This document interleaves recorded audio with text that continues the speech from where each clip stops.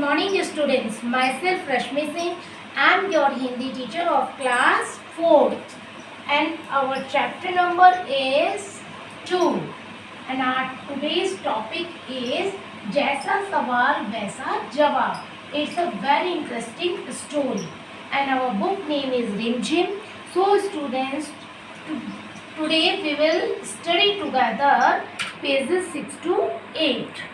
तो बच्चों आज की कहानी जो है हमारी बहुत ही इंटरेस्टिंग स्टोरी है. स्टोरी को पढ़ने से पहले I will show your course book. This is your course book Rimjhim first and this is your chapter number 2 जैसा सवाल वैसा जवाब.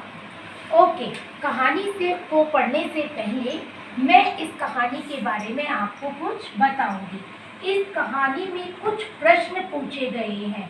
जैसे प्रश्न पूछे गए हैं वैसे ही उनका उत्तर होगा. यानी कि इस कहानी में जैसे प्रश्न बीरबल से पूछे गए हैं बीरबल भी उन प्रश्नों के अनुसार ही उन प्रश्नों का उत्तर यहाँ पर देते हैं.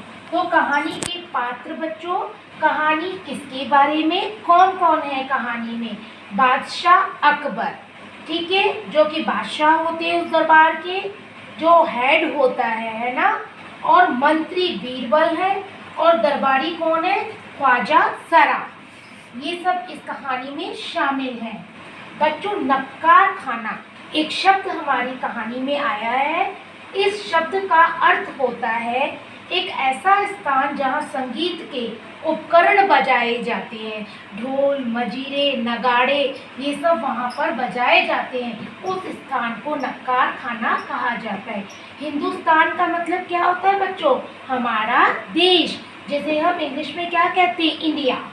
दरबारी जो द्वार पर खड़े रहते हैं, किसी भी व्यक्ति का संदेश राजा तक पहुँचाते हैं, उन व्यक्ति को हम दरबारी कहते हैं. तो बच्चों अब हम इस स्टोरी को पढ़ेंगे. Now start. बादशाह अकबर अपने मंत्री बीरबल को बहुत पसंद किया करते थे. क्यों करते थे बच्चों? क्योंकि आपने सुना ही होगा कि बीरबल जो थे वो अपनी बुद्धि के लिए जाने जाते थे.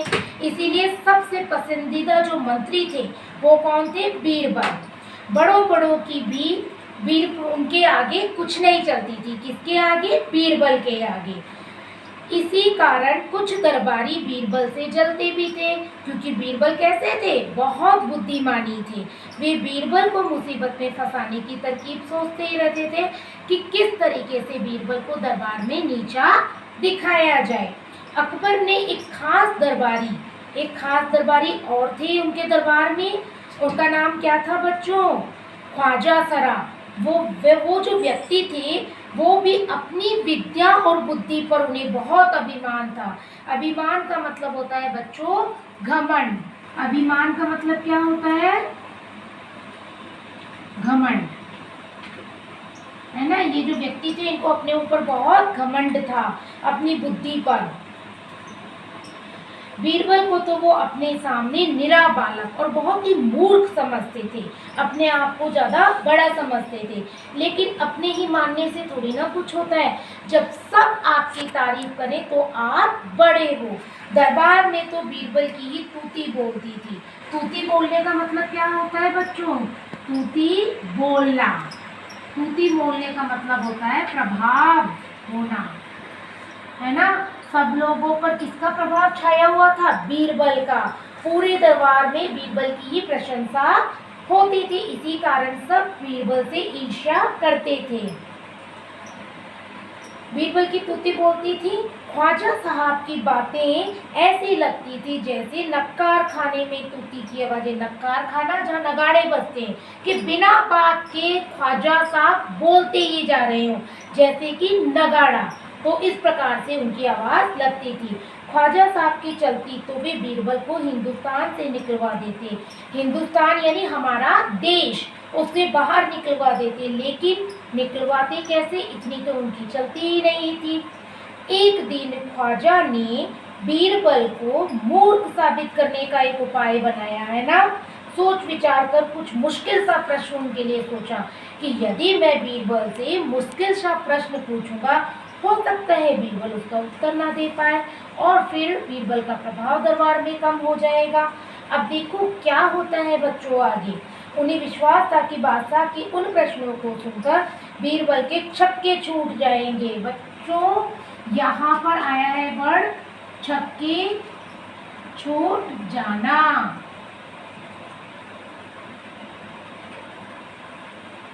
इसका मतलब होता है होश उड़ जाना, है ना। छक्के छूट जाएंगे, होश उड़ जाएंगे। तो बच्चों अब क्या होगा आगे देखो, बता ही नहीं पाएंगे, उनके छक्के छूट जाएंगे। फिर बादशाह मान लेंगे कि ख्वाजा सरा के आगे बीरबल कुछ भी नहीं है, चाहे वो कितनी भी कोशिश करें। ख्वाजा साहब अब कैसे व्यक्ति थे देखो। ख्वाजा साहब अचकन पगड़ी पहनकर, दाढ़ी सहलाते हुए, अचकन लंबा वस्त्र, पगड़ी मैंने बताई आपको सिर पर बांधी जाती है, सम्मान सूचक होती है, और अपनी दाढ़ी को सहलाते हुए अकबर के पास पहुंचे। सिर झुकाकर बोले, बीरबल बड़ा बुद्धिमान बनता है, आप भी उसकी लंबी चौड़ी बातों के धोखे में आ जाते हैं। ख्वाजा साहब क्या कर रहे हैं, अकबर के कान भर रहे हैं, चुगली कर रहे हैं बीरबल के लिए। मैं चाहता हूं कि आप मेरे 3 सवालों के जवाब पूछकर उसके दिमाग की गहराई नाप लें, उसके दिमाग की परीक्षा ले लें। उस नकली अक्ल बहादुर की कलई खुल जाएगी। कलई खुलना मतलब बच्चों कलई खुल जाना, यानी कि भेद खुल जाना।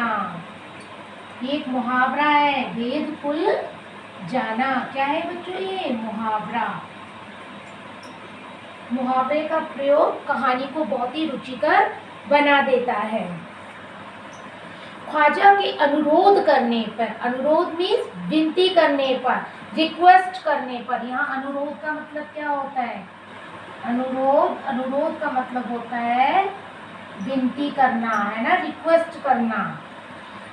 अकबर ने बीरबल को बुलाया और उनसे कहा, बीरबल परम ज्ञानी ख्वाजा साहब तुमसे 3 प्रश्न पूछेंगे। कितने प्रश्न बच्चों, 3 प्रश्न। क्या तुम उनके उत्तर दे सकोगे। बीरबल बोले, जहां पना, जहां पना जो पूरे जहां को, संसार को जिसने पनाह दे रखी हो। जहां पना का मतलब क्या होता है,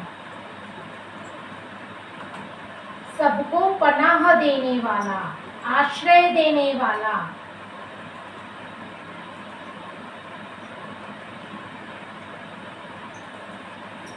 जरूर दूंगा, खुशी से पूछो। ख्वाजा साहब ने अपने 3 सवाल लिखकर बादशाह को दे दिए। अकबर ने बीरबल से ख्वाजा का पहला प्रश्न पूछा, संसार का केंद्र कहाँ है। जो ये हमारी पूरी दुनिया है ना, मान लीजिए ये गोला अर्थ है ना, ये क्या है, हमारी अर्थ है। तो अर्थ का केंद्र कहाँ पर है, बीच वाला जो बिंदु है वो कहाँ पर है, बीच का हिस्सा। बीरबल ने, अब बीरबल सोचो, दिमाग लगाओ, हम केंद्र कैसे बता सकते हैं, क्योंकि संसार तो बहुत बड़ा होता है। लेकिन यहाँ पर बीरबल बुद्धि का इस्तेमाल करेंगे। बीरबल ने तुरंत जमीन पर अपनी छड़ी गाड़ कर, छड़ी को कहाँ गाड़ा, जमीन पर, और उत्तर दिया, यही स्थान चारों ओर से दुनिया के बीचों बीच पड़ता है। यदि ख्वाजा साहब को विश्वास न हो तो फीते से सारी दुनिया नाप कर दिखा दे कि मेरी बात गलत है। अब भाई कौन निकलेगा उनकी बात को गलत करने के लिए। इतनी बड़ी संसार को क्या हम फीते से नाप सकते हैं, नहीं नाप सकते। जैसा प्रश्न पूछा वैसा बीरबल ने उत्तर दे दिया। अकबर ने अब दूसरा प्रश्न किया, आकाश में कितने तारे हैं, आसमान में कितने तारे, क्या बच्चों आप गिन सकते हो। जी नहीं, आकाश के तारों को कोई भी नहीं गिन सकता है, क्योंकि आकाश में अनगिनत तारे होते हैं। अब बीरबल क्या उत्तर देंगे बच्चों इसका, देखो। बीरबल ने एक भेड़ मंगवा कर कहा, उन्होंने भेड़ दरबार में मंगवाई और कहा, इस भेड़ के शरीर में जितने बाल हैं उतने ही तारे आसमान में हैं। क्या भेड़ के बालों को गिन सकते हो, क्या आप अपने सर के बालों को गिन सकते हो, पॉसिबल नहीं है। क्योंकि बाल अनगिनत होते हैं। इसी प्रकार से तारों को भी कोई नहीं गिन सकता है। लेकिन बीरबल को तो उत्तर देना था, जैसा प्रश्न पूछा बीरबल ने वैसा उत्तर दिया। ख्वाजा साहब को अगर इसमें संदेह हो तो वे बालों को गिनकर तारों की संख्या से तुलना करें। अब अकबर ने तीसरा सवाल किया, संसार की आबादी कितनी है? क्या कोई आबादी को गिन सकता है? नहीं। बीरबल ने कहा, जहां पना संसार की आबादी पल पल घटती बढ़ती रहती है, क्योंकि हर पल कुछ बच्चे जन्म लेते हैं और हर पल जो है कुछ व्यक्ति की मृत्यु हो जाती है, तो एग्जैक्ट संख्या कोई भी बता नहीं सकता है। इसीलिए यदि सभी लोगों को एक जगह पर इकट्ठा कर दो तो मैं आपको गिनकर उनकी ठीक ठीक संख्या बता दूंगा। जैसा गोल गोल प्रश्न बीरबल से पूछा वैसा गोल गोल उत्तर बीरबल ने दे दिया। बादशाह तो बीरबल के उत्तरों से संतुष्ट हो गया, सेटिस्फाई हो गया, है ना। लेकिन ख्वाजा साहब नाक भौं सिकोड़कर बोले, गुस्से से, है ना, चिढ़कर। नाक भौं का मतलब होता है चिढ़ना। ऐसे गोल मोल जवाबों से काम नहीं चलेगा जनाब। बीरबल बोले, ऐसे सवालों के ऐसे ही जवाब होते हैं। पहले मेरे जवाबों को गलत साबित कीजिए, तब आगे बढ़िए। भाई जैसे प्रश्न पूछे वैसे बीरबल ने उत्तर दे दिया। तो यहाँ भी बीरबल ने बुद्धिमानी से ही तो काम लिया। ख्वाजा साहब से फिर कुछ बोलते ही नहीं बना। अब ख्वाजा साहब के पास इन बीरबल के सवालों का कोई जवाब नहीं था। इसका मतलब कि बीरबल जो था वो पूरे दरबार में सबसे श्रेष्ठ मंत्री था। तो बच्चों इसका शीर्षक क्या होगा? इसका शीर्षक होगा, हमें बड़ी चतुरता से प्रश्नों को सॉल्व करना चाहिए। किसके समान? बीरबल के समान। तो बच्चों आज की हमारी स्टोरी यहीं पे समाप्त होती है। नेक्स्ट वीडियो में हम इस चैप्टर से रिलेटेड कुछ प्रश्नों को सॉल्व करेंगे। तब तक धन्यवाद। Have a nice day.